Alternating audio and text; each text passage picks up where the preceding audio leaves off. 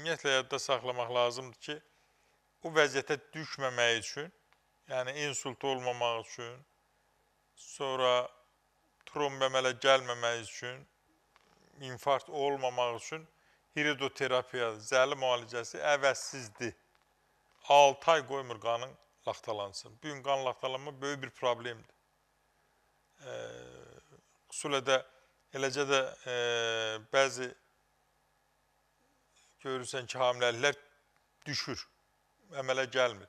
Nədir? Yoxlanır ki, qan laxtalanması var.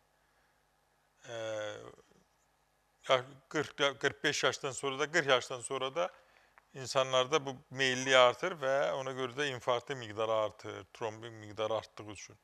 Bu baxımdan da Doktor Seyfəddin klinikasına müraciət edib, hiridoterapiya, yəni zəli ilə müalicə ala bilərsiniz, peşəkar səviyyədə, ən yüksək səviyyədə, ağırlaşmasız, rahat və qanınızı durulda bilərsiniz. Dediyim kimi, bu xatadan uzaq ola bilərsiniz.